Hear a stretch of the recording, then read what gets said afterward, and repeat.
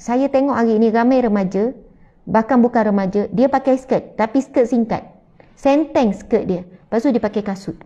Itu fashion. Nampak juga, nampak. Maksudnya aurat. Pakai tudung. Ada yang pakai tudung, tapi nampak dada. Ini sangat ramai. Pakai baju, tutup lengan, tutup semua, tapi ketat. Stokin pun pakai, tapi ketat. Seluar ketat. Tuan-puan sekalian, kalau pergi hiking ke, pergi bawa basikal ke, kan, maksudnya jogging ke, tak ada masalah pun wanita tu nak tutup aurat. Pakai t-shirt longgar, kan, labuh, bawah daripada pinggul, kalau boleh sampai lutut, pakai seluar longgar, bagi saya tak ada halangan pun untuk hiking. Tak ada halangan pun untuk bawa basikal, selamat saja. Tak ada halangan pun untuk bersenam, untuk jogging dan sebagainya. Maksudnya itu adalah pilihan. Pilihan masing-masing untuk pakai macam mana. Subhanallah. Masya Allah, muslimin-muslimat sekalian, Islam agama fitrah. Islam tak halang apa yang kita nak buat. Islam tak halang wanita nak pergi nak pergi daki bukit, tak halang. Islam tak kata daki bukit itu haram. Daki bukit itu satu perbuatan yang keji. Subhanallah, tuan-puan sekalian, saya tahu bila daki bukit, kalau kita ikut grup yang baik, kan, grup-grup yang baik, grup yang boleh jaga akhlak, boleh jaga ikhtilat, lelaki dan perempuan. Walaupun orang kata, ustazah, bagi saya daki bukit ni kurang menjaga maruah wanita lah. Sebab apa? Sebab bila daki bukit ni kan, dia bercampur tau lelaki perempuan. Kalau perempuan saja takut bahaya, jadi ada lelaki sama. Lepas tu bila daki bukit ni, yelah, ada gelak ketawa, ada pergaulan bebas. Lepas tu bila daki bukit, kita akan jumpa grup-grup yang pakai ketat. Jadi orang yang daki bukit ni tak boleh jaga pandangan mata. Sebab walaupun kita jaga grup kita, tapi ada grup-grup lain tu dengan pakaian wanita yang ketat daripada atas sampai bawah, sekian-sekian. Jadi bagi saya, environment tersebut tak bagus. Ada pula yang kata, ustazah, saya seronok daki bukit sebab apa? Saya menghayati alam sekitar. Saya menikmati alam sekitar. Bila masuk ke dalam hutan tu, ustazah, kan, bila daki-daki tu melihat ciptaan Allah begitu begini, bila duduk di atas bukit tu, kan, bukit ini juga adalah satu bentuk. Ada orang dia dapat perkara-perkara yang baik, perkara-perkara yang positif dan sebagainya. Ada yang daki bukit dengan keluarga, kan, ibu, ayah, anak-anak, daki bukit dan sebagainya. Jadi dari sudut ini, tuan-puan sayang, kita tak boleh cakap daki bukit tu tempat yang maksiat, tempat tak bagus. Sebab ada orang bila saya dengar, oh, dia dapat kebaikan, dia dapat menambahkan keimanan. Dia kata, ustazah, sepanjang naik tu boleh habis 1,000 zikir, turun pula 1,000, sambil-sambil jalan menikmati alam, sambil-sambil duduk gini, dia melatih sabar, ustazah, melatih stamina. Sabar, kadang-kadang rasa nak berhenti, tapi kita teruskan juga sebab ada matlamat. Bila dah sampai tu rasa macam boleh capai satu ni.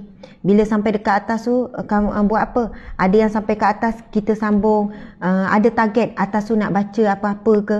Oh, macam tu. Saya kata, oh, bagus juga. Jadi tuan-puan sekalian, itu pilihan kita. Kita yang menjadikan apa yang kita buat jadi haram, atau jadi harus, atau jadi makruh, atau jadi sunat. Bersenam untuk kesihatan dituntut, tuan-puan sekalian. Masya Allah, dituntut. Sahabat-sahabat sekalian, kita pergi bersenam, gini-gini. Saya gini, ustazah jogging juga ke? Kalau orang tanya, ustazah jogging tak? Tuan-puan sekalian, saya jogging juga. Saya jogging dalam taman. Macam mana cara saya jogging? Ustazah pakai macam mana jogging? Saya tak pakai seluar, suami saya tak bagi. Saya pakai baju jubah juga, jubah yang ada yang singkat sikit, tapi dia luas. Dia luas. Jadi kalau berlari tu, jogging tu, dia tak, kalau jubah sempit kan nanti tak lepas. Luas. Mungkin orang fikir, tapi bila bertembung dengan lelaki, bertembung saja dengan lelaki, nampak daripada jauh, saya akan berjalan laju. Saya akan berjalan. Saya berhenti jogging. Sebab saya rasa malu. Lepas tu nampak dah tak ada orang ni, lepas tu berlari sikit. Berlari-lari anak gitu je.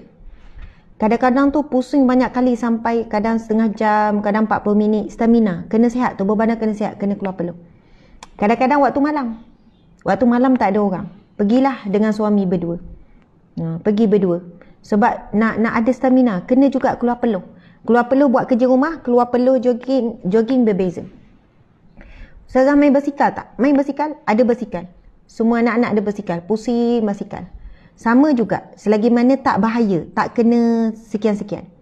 Maksud saya itu pilihan kita tuan-puan sekalian. Tidak menghalang.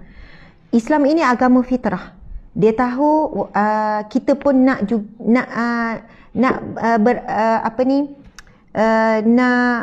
bersosial. Kita perlu bersosial. Kita perlu juga ada aktiviti.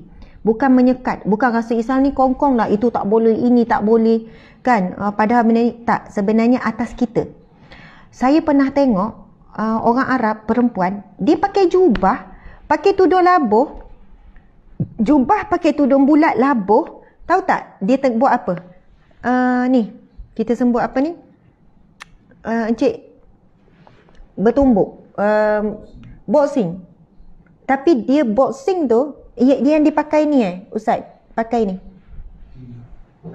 Bukan glove. Yang besar tu. Tangan besar tu. Boxing. Tapi dia boxing dengan suami dia. Masya Allah. Tuan-puan pernah tengok tak video tu?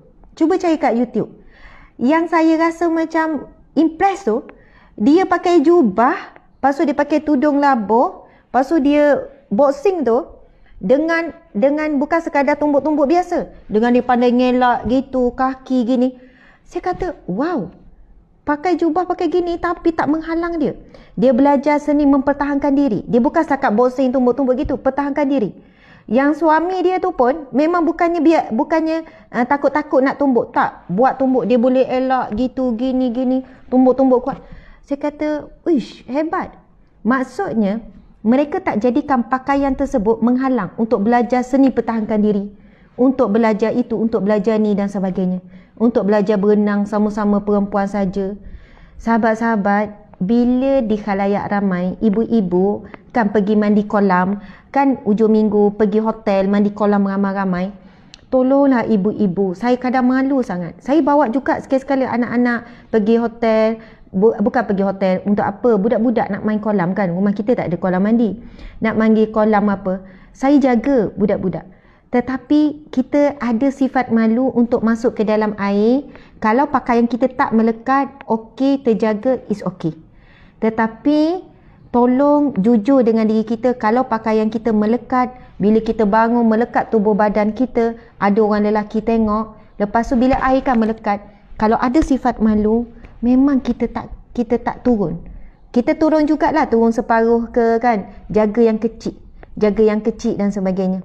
Tapi kalaulah betul ada pakaian mandi wanita tak melekat apa semua, maka dibolehkan. Nak kata dibolehkan tu pun berat sebenarnya tuan-puan sekalian. Lebih baik kalau tempat yang tertutup, wanita nak berenang, berenanglah macam mana. Kan sebab berenang tu sendiri ada pergerakan, dia ada semua jadi melekat, kuat dan sebagainya. Jadi kalau wanita yang ada sifat malu yang tinggi, dia tak turun lah. Dia turun pun sekadar nak jaga anak kecil. Itu bezalah. Jaga anak kecil. Dan mungkin ada situasinya ayahlah yang jaga. Tapi biasanya anak kecil ni ibu-ibu yang jaga, dan jadi sama-sama ibu-ibu. Macam tu atau sama juga mandi pantai, sama juga mandi sungai. Ya Allah, tuan-puan sekalian, macam mana wanita-wanita muslimah kita kan kalau ramai-ramai berhimpit dan sebagainya, kita boleh tengok walaupun pakai seluar longgar, walaupun pakai t-shirt, tapi bila keluar daripada air, dia melekat. Jadi kita sendiri pun rasa malu kan, dengan keadaan melekat tu. Soalannya kita kata, alah nama pun mandi, nak macam mana, tak boleh elak melekat. Yang kita boleh elak adalah tak mandi di khalayak ramai. Tu tuan-puan sekalian, boleh elak benda tu. Jadi kalau tak boleh elak melekat tu, elaklah situasi tersebut. Janganlah disebabkan kita salahkan.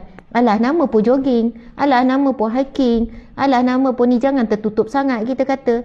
Tuan-puan dan mati Allah sekalian, itulah bila kita sebut pasal sabar, sabarkan ada 3.